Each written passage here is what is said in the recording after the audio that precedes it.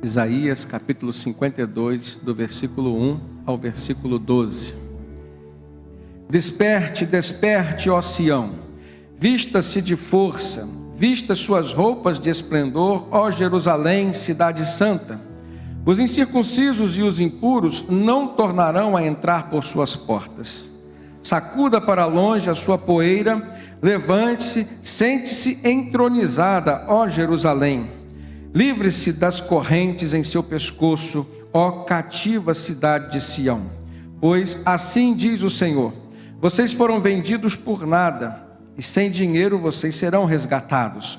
Pois assim diz o soberano, o Senhor: no início o meu povo desceu para morar no Egito. Ultimamente a Assíria o tem oprimido. E agora o que tenho aqui? Pergunta o Senhor. Pois o meu povo foi levado por nada, e aqueles que o dominam zombam, diz o Senhor. E constantemente, o dia inteiro, o meu nome é blasfemado. Por isso o meu povo conhecerá o meu nome. Naquele dia eles saberão que sou eu que o previ. Sim, sou eu. Como são belos nos montes os pés daqueles que anunciam boas novas, que proclamam a paz, que trazem boas notícias, que proclamam salvação, que dizem a Sião: o seu Deus reina. Escutem, suas sentinelas ergam a voz, juntas gritam de alegria. Quando o Senhor voltar a Sião, elas o verão com seus próprios olhos. Juntas cantem de alegria vocês, ruínas de Jerusalém, pois o Senhor consolou o seu povo e ele resgatou Jerusalém. O Senhor desnudará seu santo braço à vista de todas as nações, e todos os confins da terra verão a salvação de nosso Deus. Afastem-se, afastem-se, saiam daqui, não toquem em coisas impuras, saiam delas, sejam puros, vocês que transportam os utensílios do Senhor. Mas vocês não partirão apressadamente e nem sairão em fuga, pois o Senhor irá à frente de vocês, o Deus de Israel será a sua retaguarda. Nós olhamos para a história de Israel, o povo de Deus, e vemos a partir dela a maneira como Deus sempre quis e desejou se relacionar com o seu povo. Olhamos para esse texto de uma forma específica, que reflete a vida do profeta Isaías, um homem escolhido por Deus para ser boca do Senhor no seu tempo. Um dos profetas que profetizou por mais tempo na Bíblia, cerca de 40 anos ele exerceu o seu ministério. Exerceu o ministério em Judá, que era Israel do Sul, mas profetizou também acerca de Israel do Norte. Foi justamente durante um período em que Israel do Norte esteve sob o cativeiro assírio, antes ainda de Judá, que era Israel do Sul, passar pelo cativeiro da Babilônia. Então esse período vivido por Isaías foi um período em que Deus mais quis resgatar seu povo, mais quis alertar e falar do seu cuidado, falar da necessidade de santidade, falar da necessidade de um despertamento espiritual. Está evidente, irmãos, que hoje nós ainda continuamos vivendo essas lutas no nosso dia a dia. Está evidente também que nós não somos autossuficientes para vencermos todas elas, assim como o povo de Deus no passado também não era. Mas claro do que tudo isso está para nós que precisamos da presença de Deus na nossa vida. E a presença de Deus na nossa vida se manifesta por meio do Espírito Santo. É Ele quem nos dirige, é Ele quem nos consola, é Ele quem nos instrui, é Ele quem nos fortalece para vencermos as tentações, para estarmos livres de todo tipo de cativeiro do pecado. Agora, especificamente nesse texto, a gente percebe que existem algumas bênçãos de Deus que são reservadas somente para aqueles que estão em plena comunhão com Ele. E é justamente esse o apelo de Deus, o apelo para um despertamento espiritual do seu povo. Em Romanos 8, 28, nós vemos o apóstolo Paulo falando que todas as coisas cooperam para o bem daqueles que amam a Deus, daqueles que são chamados segundo o seu propósito. Então, para que as coisas venham a cooperar para o nosso bem, nós precisamos estar segundo um propósito de Deus, nós precisamos desenvolver também no nosso coração amor pelo Senhor. É a retribuição desse amor a Deus que faz com que algumas bênçãos que são reservadas somente para aqueles que o amam, sejam derramadas sobre nossas vidas. No início, então, Deus convoca o seu povo para um despertamento espiritual. Olha no verso 1, ele diz: desperte, desperte, ó Sião, vista-se de força, vista suas roupas de esplendor, ó Jerusalém, cidade santa. Os incircuncisos e os impuros não tornarão a entrar em você. A grande pergunta que precisamos fazer nesse momento é conceitual. O que é um despertamento espiritual? Que tipo de convocação é essa que Deus estava fazendo para o seu povo? Nós entendemos que o despertamento espiritual, muitas vezes conhecido como avivamento espiritual, é algo que nasce no nosso interior, transcende muitas vezes o nosso alcance. Deus nos usa nesses tempos de despertamento espiritual, de avivamento espiritual, para contagiar outras pessoas. Porque avivamento espiritual também traz uma característica, são momentos que nós experimentamos. Deveríamos estar sempre vivendo um avivamento espiritual crescente, a partir de um despertamento, mas normalmente não é assim. Então o despertamento espiritual e o avivamento consequente é algo que nós experimentamos, devemos lembrar, devemos buscar renová-lo nas nossas vidas. O despertamento espiritual ao qual Deus convoca o seu povo, ele exige algumas coisas.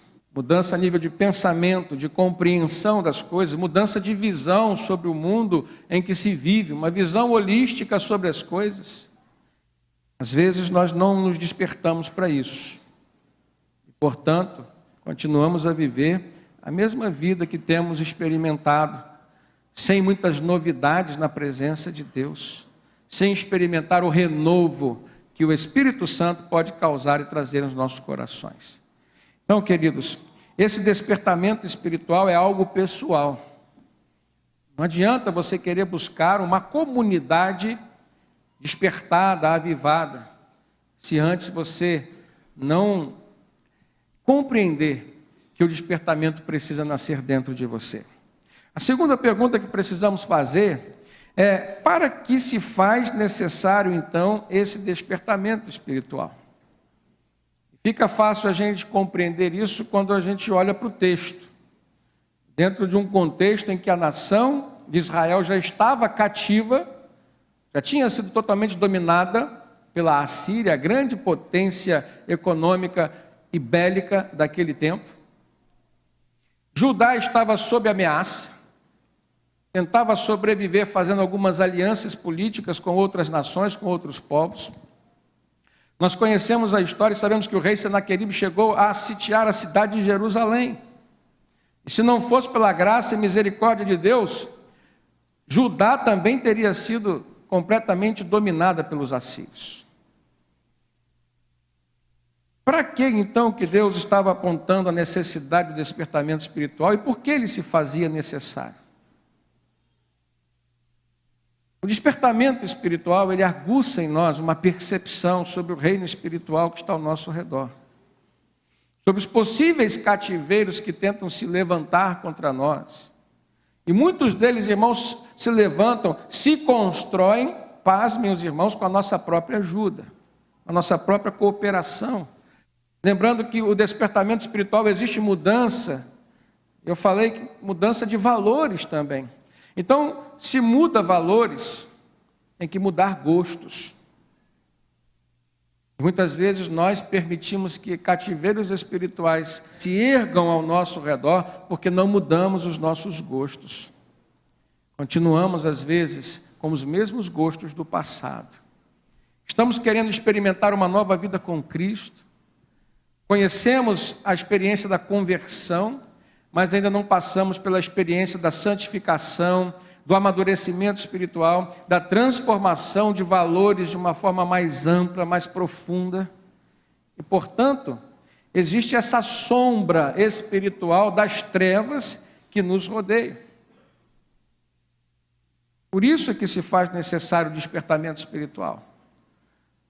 Com certeza você já presenciou na vida de algum irmão por quem você intercedia ou com quem você tem uma intimidade maior, um momento que às vezes a gente conceitua como um momento de opressão espiritual sobre a vida do irmão.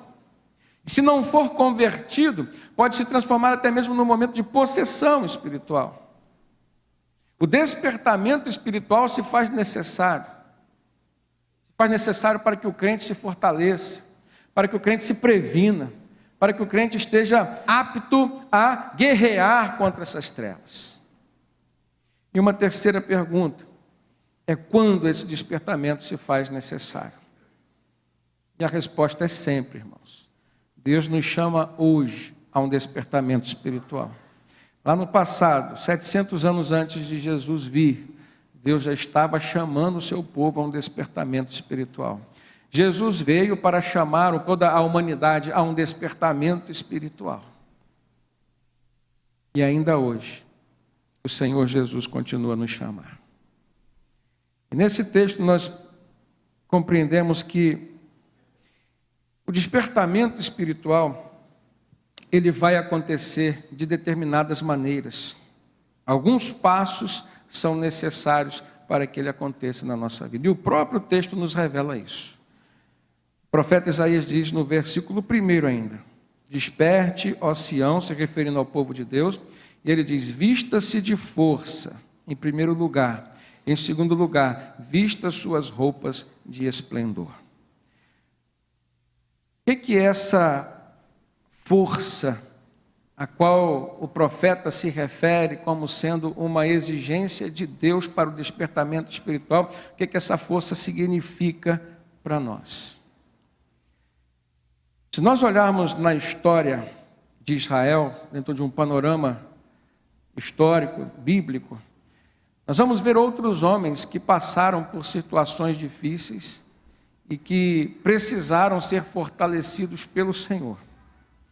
Neemias, por exemplo, que foi o governador, ele veio para reerguer os muros de Jerusalém e reestruturar junto com Esdras todo o sistema espiritual de Israel.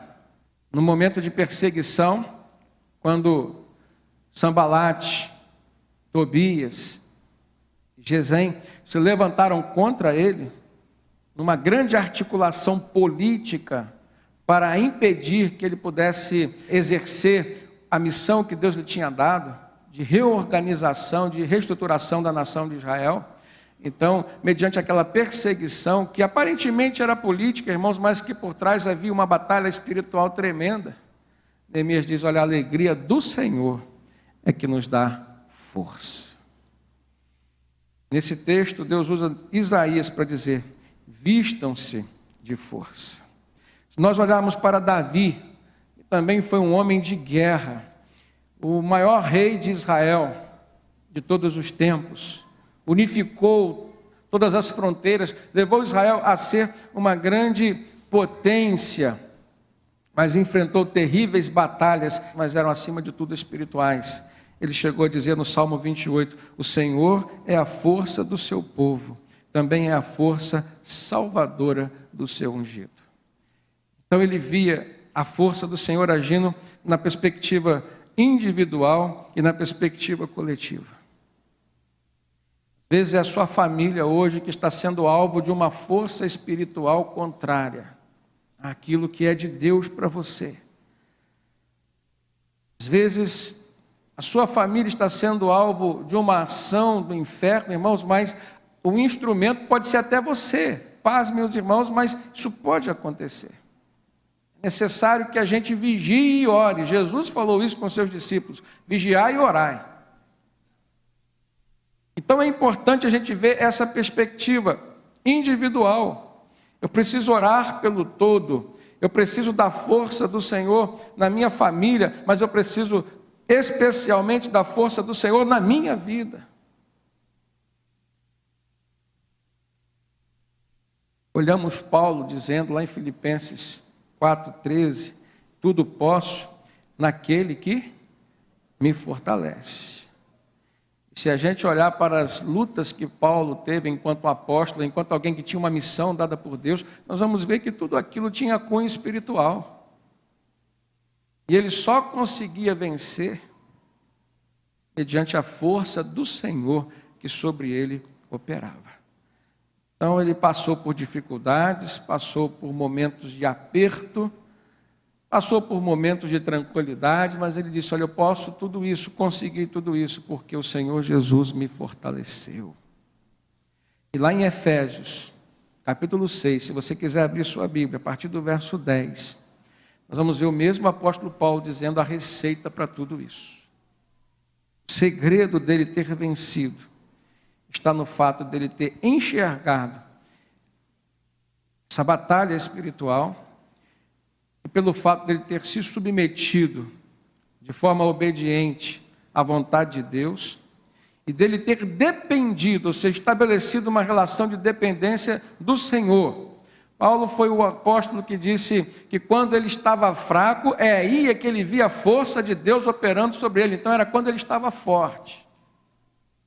A maior força que o cristão pode experimentar é justamente nos momentos das suas lutas, porque ele recebe uma força extra, a força de Deus que vai agir sobre a sua vida. Em Efésios capítulo 6, verso 10, Paulo diz: no demais, irmãos meus, fortalecei-vos no Senhor e na força do seu poder. E aí ele dá a receita: vistam toda a armadura de Deus para poderem ficar firmes contra as ciladas do diabo, pois a nossa luta não é contra pessoas, mas contra poderes e autoridades, contra os dominadores desse mundo de trevas, contra as forças espirituais do mal nas regiões celestiais. Para concluir essa observação, podemos olhar para Daniel, o grande profeta, que vivenciou dias depois do profeta Isaías, estava lá em meio ao cativeiro na Babilônia, perseverou, continuou, venceu todo aquele tempo de perseguição, no qual não só ele, mas como o povo de Deus esteve exilado ali. Ele superou todo tipo de tentação, conseguiu vencer. E a grande característica que a gente guarda acerca de Daniel é que ele era um homem que orava 3 vezes ao dia. Algumas pessoas guardam a característica de que ele foi aquele que superou a cova dos leões. Mas ele só superou a cova dos leões porque ele era um homem de oração. E no livro de Daniel, capítulo 10, versículo 17, se você quiser conferir, Daniel estava vivendo dias de intercessão pelo seu povo, e em meio a uma visão que ele teve, à margem do rio Tigre, ele viu o anjo do Senhor. E ele falou assim: como posso eu, teu servo, conversar contigo, meu Senhor? As minhas forças se foram e mal posso respirar. O ser que parecia homem, que era um anjo, tocou em mim, outra vez, disse Daniel, e me deu forças. Então ele me disse: não tenha medo, você que é muito amado, que a paz seja com você, seja forte, seja forte. Ele fala 2 vezes com relação à força exigida por Deus para que Daniel pudesse superar aquele tempo. E ditas estas palavras, Daniel se sentiu fortalecido. Então falou: fala, meu Senhor, visto que me destes força. Ao mesmo tempo que encontramos um Deus que exige de nós força, temos um Deus que está disposto a nos dar a força necessária. Ele exige que você seja forte para viver esse despertamento espiritual, mas Ele não te nega poder e força na medida da sua necessidade. A grande questão está nessa relação de dependência.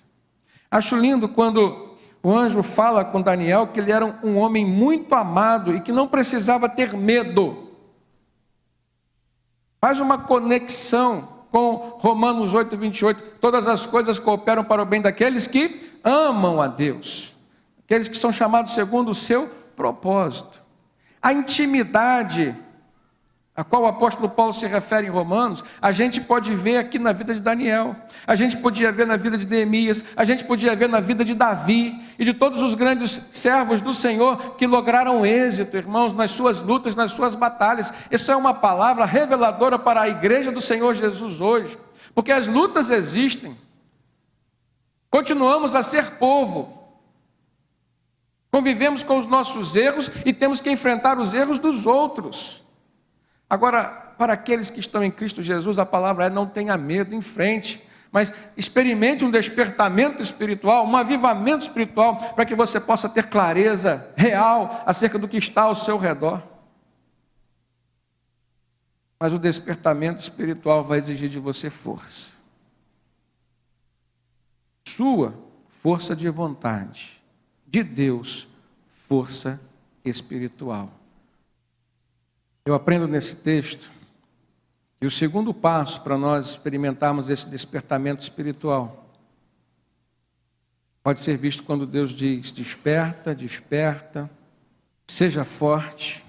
Mas em segundo lugar ele diz: vista suas vestes de resplendor. O despertamento espiritual, então, ele exige vestes diferentes. A que se referem estas vestes ou roupas de esplendor? A gente sabe que a Bíblia, em vários textos, ela se refere às vestes. Em alguns textos, as vestes de unção, outros textos, as vestes de salvação, vestes de purificação, vestes de santidade. Tudo isso a gente já ouviu, já leu. Mas especificamente no livro de Isaías, Deus usa o termo vestes de esplendor. E a palavra esplendor, ela tem por sinônimo brilho, luminosidade intensa, a ação de resplandecer. Se a gente for fazer uma análise do efeito dessa palavra na nossa vida, se a gente for olhar em outros textos, por exemplo, quando Deus se referiu a esse resplendor em nós, o que Deus quis que de fato acontecesse? A gente vai perceber que quando o Espírito Santo está em nós, e é quem nos traz a força e o poder, não há como ofuscar o brilho da presença de Deus na nossa vida.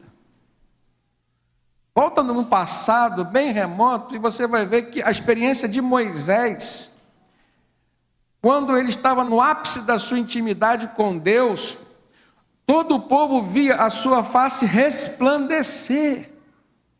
Jesus disse em Mateus 5,16: assim brilha a luz de vocês diante dos homens, para que vejam as suas boas obras e glorifiquem o Pai de vocês que está nos céus. Nós precisamos testemunhar de Cristo, e as pessoas vão ver esse brilho na nossa vida, de forma que Deus seja glorificado. Preste atenção que Deus não te traz força para você brilhar, vencer, para que você seja glorificado, mas para que o nome dele seja exaltado e glorificado através das vitórias que ele te concede. Então Deus estava para agir de forma poderosa na vida do seu povo. Ele diz: desperta, ele diz: vista-se de força, mas diz em segundo lugar: vista-se de vestes de resplendor, ou seja, deixa a minha luz brilhar em vocês.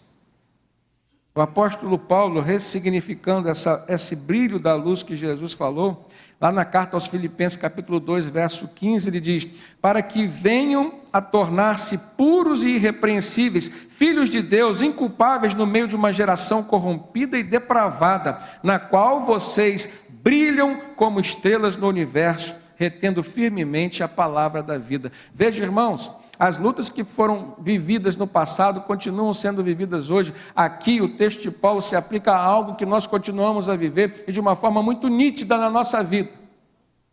Estamos como cristãos, como a igreja de Cristo Jesus, em meio a uma geração o quê? Corrompida, depravada. Mas a expectativa de Deus para nós é o quê? Que a gente brilhe. É nesse momento que a gente precisa parar e perceber o quanto muitas vezes nós temos aberto portas do nosso mundo espiritual para se contaminar com as propostas de uma sociedade que a própria Bíblia diz sendo uma sociedade corrupta. Nós não podemos negociar os nossos valores, que são valores de Deus. Valores são como princípios, são inegociáveis. Diferente de regras. As regras podem até mudar de acordo com o contexto. Mas os valores e os princípios são inegociáveis, irmãos. A lei do Senhor não muda. Ela fala de princípios e valores para a nossa vida. E os nossos filhos hoje estão vivendo sem uma perspectiva do exercício de sua fé, por exemplo, na mudança da sociedade, foi porque valores estão sendo negociados. E nós não podemos negociar os valores de Deus que estão em nós. O apóstolo Paulo diz aos Efésios, capítulo 5, versículo 8, porque outrora vocês eram trevas, mas agora são luz no Senhor. Então ele diz, vivam como filhos da luz, como quem brilha. E ele continua dizendo, o fruto da luz consiste em toda bondade, justiça e verdade. Aprendam a discernir o que é agradável ao Senhor, ou seja, o que é valor do Senhor. Não participem das obras infrutíferas das trevas, mas antes exponham-nas à luz. O brilho de Jesus em nós vai fazer com que a gente rejeite tudo isso e glorifique o nome do Senhor. O terceiro e último passo para nós alcançarmos esse despertamento espiritual, ele acontece com a libertação dos pecados e dos vínculos com as fontes de opressão.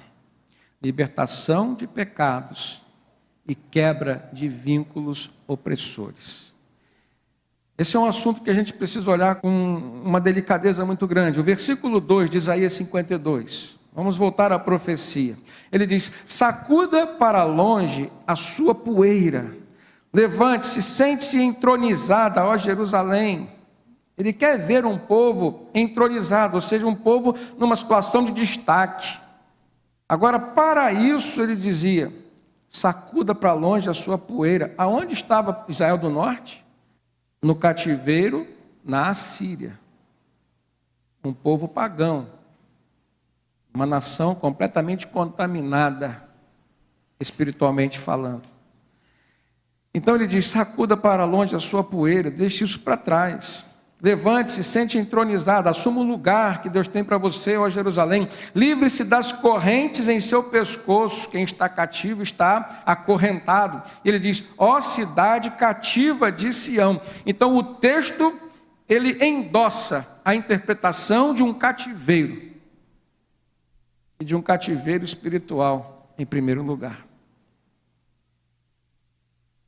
Terceiro passo para o despertamento espiritual vai acontecer na nossa vida quando nós identificarmos esses cativeiros. Mas, sobretudo, quando nós nos libertarmos dele. A libertação dos cativeiros e libertação dos vínculos opressores que esses cativeiros podem ainda exercer. Muitas vezes você sai geograficamente do lugar. Muitas vezes você deixa de se relacionar pessoalmente, de uma maneira mais íntima, mas você não quebra os vínculos.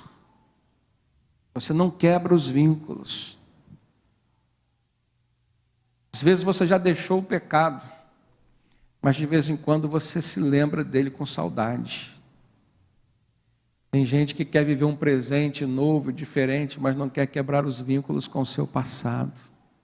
Quero te dizer em nome de Jesus, se você está numa situação dessa, aceite essa palavra, se revista da força e da coragem que Deus pode te dar. E joga fora tudo isso.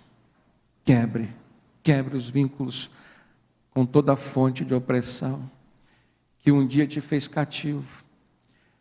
Porque se você não quebrar, esse cativeiro poderá se levantar novamente contra você e quebrar você.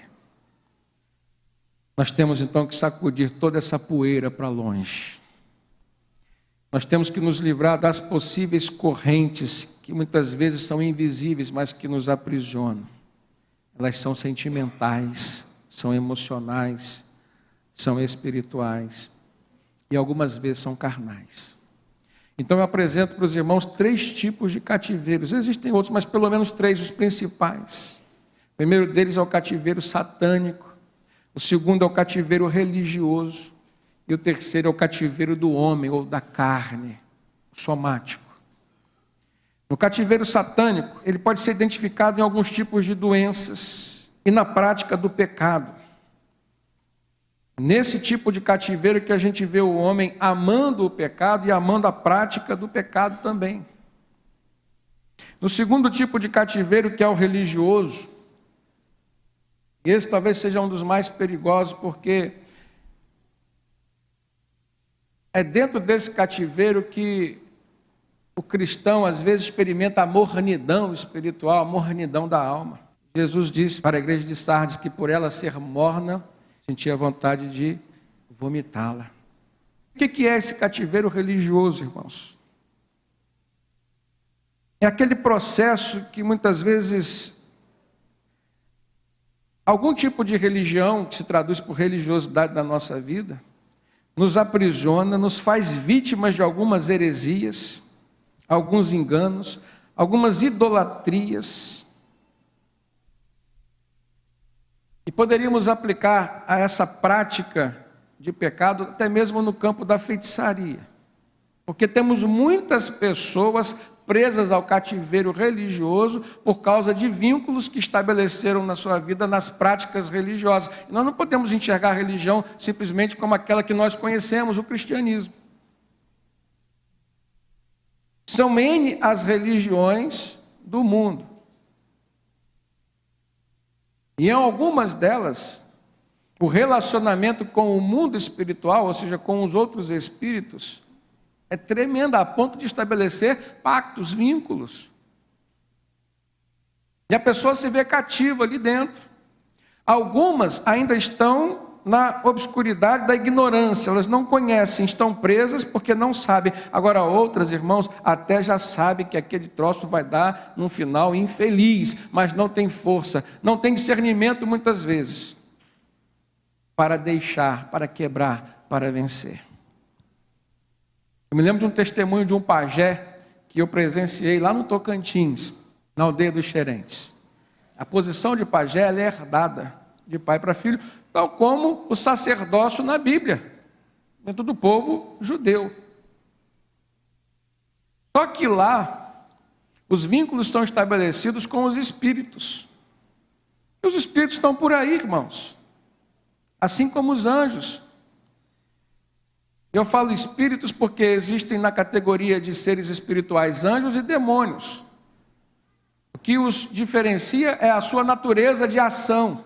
E tem algumas religiões que se relacionam com os espíritos. E na maioria das vezes consegue fazer pessoas cativas desses espíritos. No testemunho daquele pajé, ele só conseguiu quebrar o vínculo a partir do momento em que ele conheceu Jesus. E ele começou a ter fé em Jesus. E quando os espíritos marcaram o dia e a hora para vir levá-lo, ele falou: vocês só vão me levar se o Filho de Deus deixar. Porque a gente começa a ver a experiência de quem não viveu num banco escolar como nós vivemos, a experiência de quem não frequenta uma igreja como nós frequentamos, alguns de nós frequentam desde criança, alguém que não conheceu o catolicismo, como sendo a religião cristã universal, mas alguém que tinha experiência espiritual, ou seja, com o mundo espiritual. E a experiência dele que ele herdou foi com o mundo das trevas. Então ele sempre viveu num desses cativeiros, o cativeiro da religiosidade. Só que de um relacionamento com o mundo espiritual das trevas. Ele conseguiu quebrar todos os vínculos. O terceiro tipo de cativeiro é o cativeiro do homem, da carne. Um cativeiro carnal. Identificado em diversos tipos de prisões. Existem então prisões que são judiciais, prisões que são jurídicas, quando você às vezes está preso por conta de algumas batalhas que acontecem nesse campo e você não se liberta. E enquanto você está brigando por uma causa, seja ela justa ou não, você está preso a ela. Existem alguns cativeiros que acontecem de forma emocional. Existem aqueles que são sentimentais ou amorosos. Existem aqueles que são carnais. E a prova disso está no fato de que o apóstolo Paulo recomenda aos cristãos que mortificassem o quê? A carne, seus desejos pecaminosos. Nós estamos saindo de um período conhecido mundialmente como carnaval. Carnaval é período de quê, irmãos? de extravasamento da carne, de liberação da carne. E paz, meus irmãos, muitas vezes autorizado por algumas religiões. Porque você pode extravasar a carne, segundo algumas religiões, desde que você passe um período depois buscando a santidade, mas já sabendo que no ano que vem você vai entrar de novo na carne. Que arrependimento é esse? E para a contradição maior, o nome carnaval vem do latim carnem levare, que significa a abstenção de toda a carne. Justamente porque o que marcaria o carnaval seria o período de abstinência da carnalidade em função da Semana Santa. Em função do sacrifício maior de Jesus. E como então haveria esse período de abstinência? Então vamos fazer o seguinte, vamos pegar 3 dias antes e vamos aproveitar, já que vamos ficar tanto tempo sem extravasar a carne, vamos extravasar nesse período. Olha como é povo, isso é povo. Quando eu falei que a palavra de Deus veio por meio do profeta Isaías para confrontar o seu povo, esses sentimentos já existiam lá atrás, irmãos, povo é povo, gente é gente. Mas o que Deus esperava para o seu povo era uma experiência diferente, um comportamento diferente, uma interpretação diferente, coerente. Não existe coerência em você pecar, depois pedir perdão, mas já sabendo que vai voltar a pecar novamente. Porque você não quer quebrar esse vínculo com esse cativeiro carnal da sua vida. Eu vejo nessa experiência do profeta Isaías, falando em nome de Deus, que Deus requer mudança de atitude na vida de quem vai receber essa libertação para experimentar o despertamento espiritual. Olha comigo o versículo 7. Isaías 52, 7. Ele diz: como são belos nos montes os pés daqueles que anunciam as boas novas, que proclamam a paz, que trazem boas notícias, que proclamam salvação e que dizem a Sião: o seu Deus reina.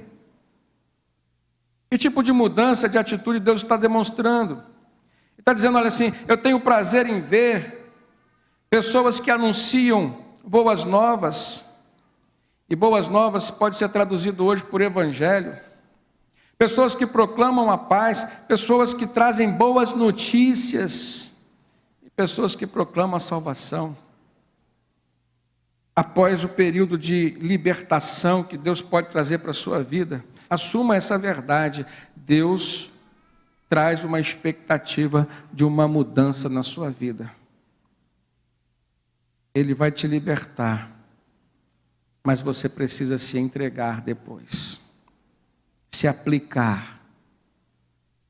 É um exercício espiritual que é necessário na vida do cristão, para que ele não se enfraqueça e não volte a ser quem ele era. Então, quando você se converte, permite o Espírito Santo libertar você. A obra de Deus foi feita, mas existe muito ainda para continuar sendo feito na sua vida, e você precisa se aplicar ao serviço do Senhor. Nós estamos vivendo um tempo, aliás, o Rio de Janeiro agora passa por uma intervenção federal na área da segurança. Só a área da segurança. Por quê? Porque o povo clama por paz. Agora, será que essa segurança que o governo federal vem oferecer por meio do Exército Brasileiro vai trazer a paz necessária para o povo? Que tipo de paz nós estamos falando hoje aqui num culto? Jesus disse: deixo-vos a paz, a minha paz vos dou. Não vou lá dou como o mundo a dá. Quero dizer que a sociedade poderá até experimentar um tipo de paz, a qual Jesus se referiu, a que o mundo pode dar. Mas a paz verdadeira, que vai suprir a carência, que vai preencher o vazio existencial no coração de cada ser humano que hoje está vivendo debaixo da opressão, da carnalidade de um povo corrompido, de uma classe política corrupta, da articulação do crime organizado. Nós estamos debaixo dessa opressão, crentes e não crentes. A diferença é que o crente tem paz no seu coração, porque a nossa paz não vem do governo, irmãos. A nossa paz vem de Cristo Jesus. E a igreja não pode parar de fazer o quê? De evangelizar, de anunciar a paz que só Jesus pode dar. Mudanças que Deus espera que aconteça. Seja uma pessoa que traga boas notícias. Isso vai fazer diferença nos seus relacionamentos. A tendência do ser humano é sempre levar notícias o quê? Ruins. Essa palavra é para nós hoje. Nossa vida vai mudar a partir do momento em que os nossos valores também mudem. Então, eu quero levar notícias boas. As ruins, se forem necessárias, eu vou levar, se forem necessárias, mas eu preciso procurar levar notícias boas. Ser um profeta de bênçãos e não um profeta de maldições. O apóstolo Paulo, lá em Romanos 10, ele faz referência a esse texto de Isaías 52, justamente nessa parte: conformosos são os pés daqueles que anunciam a paz, daqueles que anunciam coisas boas ou as boas novas de Jesus. E ele faz alusão a esse texto, apontando para a necessidade da igreja, mesmo em meio à perseguição, mesmo em meio a essa guerra opressora, ser uma igreja triunfante no que diz respeito ao exercício missionário que Deus espera de cada um de nós.